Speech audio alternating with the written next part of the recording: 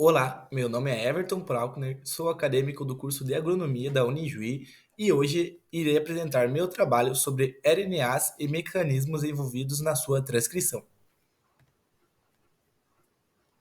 Então, o RNA é um ácido nucleico, pois possui um caráter ácido. Ele foi primeiramente encontrado no núcleo da célula e por isso ficou designado ácido nucleico, embora ele age fora do núcleo também. A função dos ácidos nucleicos é armazenar informações genéticas e também transmitir essas informações. Como, por exemplo, se você gera um novo indivíduo, como na espécie humana gerar um filho, você está transmitindo as suas informações para ele, as suas informações genéticas. Então, dentro dos ácidos nucleicos, o RNA é o ácido ribonucleico. É uma molécula responsável pela síntese de proteínas das células. Então, sua principal função é a produção de proteínas, como o nome já diz. Por meio da molécula de DNA, o RNA é produzido no núcleo celular, sendo encontrado também no citoplasma da célula. A sigla do RNA vem da língua inglesa, que significa ribonucleic acid, e por isso RNA.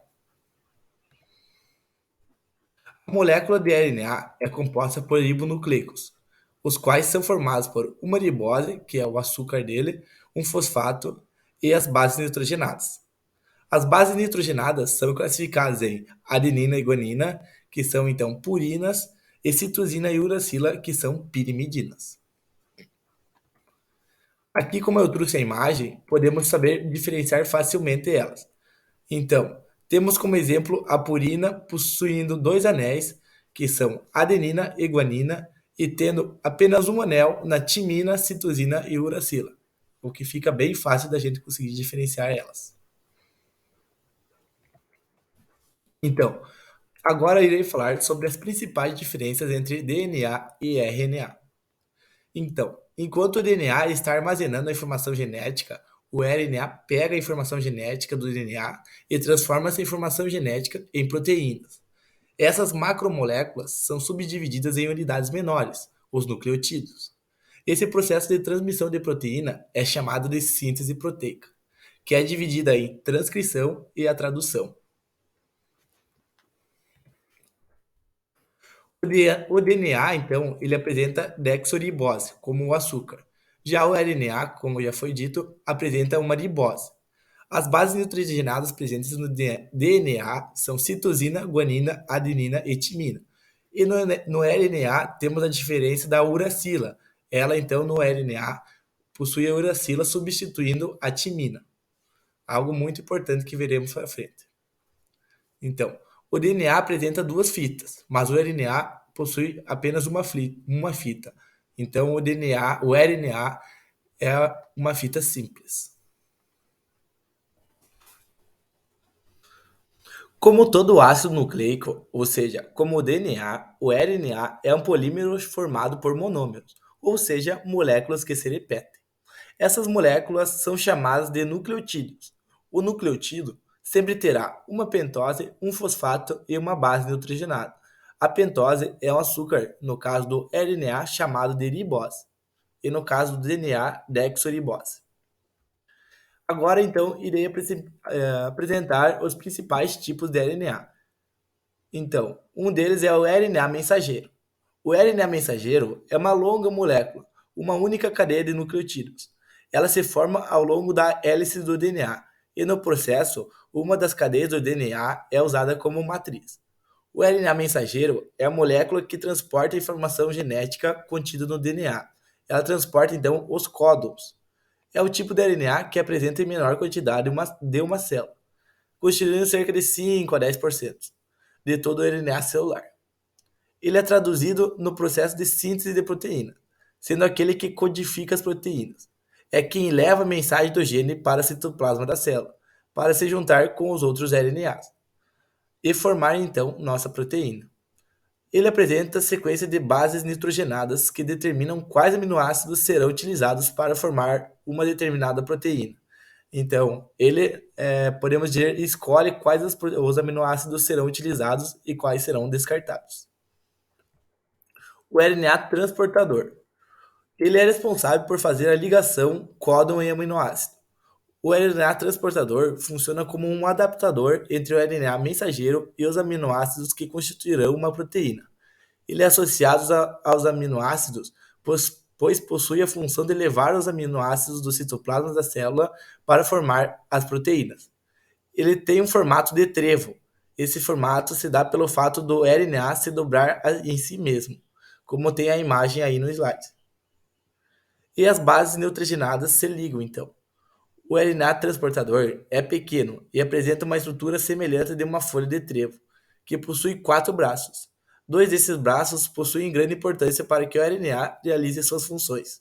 Os dois braços mais importantes são o braço do aminoácido e o braço do anticórdio. O braço do aminoácido se liga ao aminoácido específico, e o braço do anticódon possui uma sequência que complementa ao códon do RNA mensageiro. Os outros dois braços também são muito importantes, pois eles ajudam a manter a estrutura dessa molécula de RNA corretamente. RNA ribossômico. Então, o RNA ribossômico também pode ser chamado de RNA ribossomal. Ele compõe a estrutura do ribossomo, uma organela que é o local de síntese de proteínas, o qual é organizado no núcleo, dentro do núcleo da célula, que se junta a outras proteínas, formando então a estrutura chamada de ribossomo, que estará no citoplasma da célula, o qual irá receber o RNA mensageiro para fazer a produção de proteína. Cada ribossomo é formado por duas subunidades, e cada uma dessas subunidades é constituída por cerca de 3 moléculas de RNA ribossômico e várias proteínas associadas. O RNA ribossômico é o mais abundante na célula. Estima-se que aproximadamente 80% do total do RNA em uma molécula é o RNA ribossômico. Então, podemos concluir que os diferentes tipos de RNA possuem fundamentações com a síntese de proteína. Os RNAs mensageiros são responsáveis por carregar a informação genética, determinando, portanto, a sequência de aminoácidos de uma proteína. O RNA transportador é responsável por carregar os aminoácidos que formarão a proteína a ser sintetizada. E como então recém falamos, o RNA ribossômico garante a formação do ribossomo, organela que serve de local para a síntese de proteína, que é algo muito importante. Aqui, como temos na imagem, temos a fita molde do DNA, que será feita a transcrição do filamento molde e irá formar então o RNA. O emparelhamento dos ribonucleotídeos segue a seguinte regra. A uracila emparelha-se com a adenina da fita molde. A adenina emparelha-se com a timina da fita molde. A citosina emparelha-se com a guanina e a guanina emparelha-se com a citosina, também da fita molde. Ou seja, ela é transcrita e gera então a fita do RNA. Aqui na imagem podemos ver a diferença entre o DNA e o RNA. Como já foi mencionado, o RNA é uma fita simples, então ela não possui emparelhamento com nenhuma outra, diferente da do DNA, que é uma fita dupla. Então, o processo de transcrição basicamente é a síntese do RNA, o processo de produção. Ela vai acontecer tendo uma molécula de DNA para que possamos fazer a sua transcrição, ou seja, fazer a sua cópia, e assim construir uma molécula nova de RNA, geralmente sendo essas do tipo de RNA mensageiro. Ocorre dentro do núcleo da célula, porque esse material genético do DNA está dentro do núcleo para possibilitar que o RNA copie seus dados. Além desse processo, também irá acontecer o splicing. Então, o que é o splicing? O splicing, então, basicamente é o processo que a molécula recém-copiada, então ela possui duas regiões definidas. Regiões de exon, que irão funcionar realmente para a síntese de proteínas, e regiões de intron, as quais não funcionam e não expressam estruturas fundamentais. Ou seja, splicing é chegada de enzimas especiais que retiram os introns, que são substâncias que não irão ser fundamentais para a transcrição, e une os exons, tendo definitivamente a fita de RNA madura, pronta para a tradução. Então, é algo muito interessante, onde podemos ver que ela separa os introns dos exons, e une os exons e os introns, no caso, descarta. A transcrição do DNA em moléculas de RNA é um processo altamente seletivo, pois apenas uma pequena porção de genes é copiada em RNA em cada momento.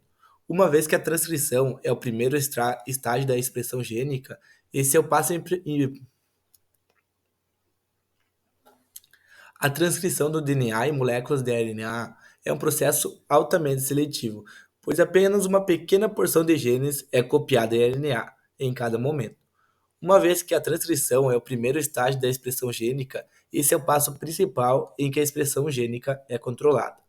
O passo inicial da regulação de um gene às vezes é único, é a decisão se ele vai ser transcrito ou não será.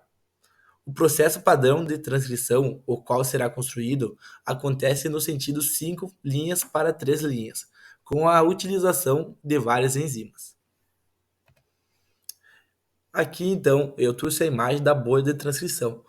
Então, a síntese de RNA ocorre dentro do chamado bolha de transcrição, uma estrutura no qual cerca de 18 pares de base do DNA são temporariamente separados, e uma das fitas de dupla hélice serve como molde para o RNA, que está se formando. À medida em que a polimerase do RNA se move, a bolha de transcrição move-se com ela, e a cadeia de RNA aumenta em tamanho. Após a passagem da polimerase, a cadeia de RNA se solta de seu molde, e as cadeias de DNA voltam a se emparelhar, restabelecendo as pontes de hidrogênios rompidas durante a transcrição.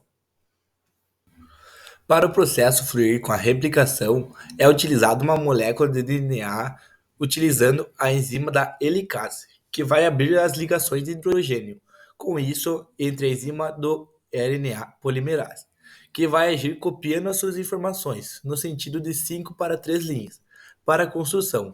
Após copiar, ela sai da fita do DNA e é fechada novamente. Então, uma pergunta muito interessante é como a célula determina quais as partes devem ser removidas? Então, diferentemente da sequência do código de um exon, a sequência exata de nucleotídeos da maioria dos introns parece não ser importante para a célula, embora haja pouca semelhança entre as sequências de nucleotídeos de introns diferentes. Cada intron contém uma curta sequência de nucleotídeos, que é importante para sua remoção. Então, é um processo muito detalhado e bem complexo. Bom, iremos falar agora sobre o início da transcrição. A transcrição tem seu início quando o primeiro nucleotídeo trifosfatado é posicionado sobre a cadeia MOD do DNA, por ação da polimerase do RNA. A polimerase do RNA permanece ligado à região promotora enquanto são adicionados os primeiros nucleotídeos da cadeia do RNA sendo sintetizada. Essa fase pode ser prolongada pela ocorrência de eventos abortivos, nos quais a enzima sintetiza transcritos de tamanho inferior a 10 nucleotídeos. Essa fase inicial chama-se fase de iniciação. Ela termina quando a polimerase consegue estender a síntese desse tamanho e prossegue para a fase de alongamento. Então, na fase de alongamento, após então a síntese de cerca de 10 nucleotídeos da molécula do RNA, a subunidade sigma da polimerase do RNA dissocia-se diversos fatores de alongamento e se associam-se à polimerase, que passa a se deslocar ao longo do DNA, alongando a molécula do RNA. Essa é a fase de alongamento. Então, vai para o término da transcrição. Na bactéria Escherichia coli, há dois mecanismos básicos de término de transição, ou seja, dois tipos de terminadores. No primeiro deles, a terminação é direta, ou seja, intrínseca, e a sequência do DNA que sinaliza o término de transição contém cerca de 40 bases, sendo que extremidades 3 dessas sequências nucleotídeas existe um segmento rico em citosina e guanina, seguido por 6 ou mais timinas. Então, a transcrição acontece por genes individuais. O que seria isso? Nem todos os genes são transcritos todo o tempo. A transcrição é controlada individualmente por cada gene. As células cuidadosamente regulam a transcrição, transcrevendo apenas os genes cujos produtos são necessários para um determinado momento. Então, ela não é transcrita o tempo inteiro. Então, como mencionado anteriormente, o que seriam as polimerases do RNA? As polimerases do RNA são enzimas que catalisam a síntese do RNA, tendo como molde uma fita do DNA. Esse processo, então, é denominado da transcrição. Ao contrário do DNA polimerases, as polimerases do RNA são capazes de iniciar uma nova cadeia de RNA a partir de um molde de DNA, sem precisar do iniciador, muito importante para o DNA, que é o primer. Então, o que seriam as ribozimas? As proteínas enzimáticas formadas a partir do RNA são chamadas então de ribozimas. Essas enzimas estão envolvidas na síntese de proteínas das células. Sua função primária é acelerar a velocidade de certas reações químicas, mantendo a integridade química após a reação, como na imagem mostra como é a sua estrutura. Portanto, podemos concluir que o RNA é composto por apenas uma fita, e ela é produzida no núcleo celular, a partir de uma das fitas de molécula do DNA. Depois de pronto, o RNA segue para o citoplasma celular, onde desempenhará sua principal função, que é controlar a síntese de proteína. E basicamente, a transcrição é um processo em que a informação é reescrita. A transcrição é algo que fazemos em nosso cotidiano e também uma coisa que nossas células precisam fazer para tudo funcionar corretamente, mas de forma mais especializada e bem definida. Diante desse trabalho, podemos ver o quão é importante o RNA e seu processo de transcrição, e poder ver como é complexo seu mecanismo, porém em perfeita funcionalidade e ação. Agradeço a todos pela colaboração. Obrigado.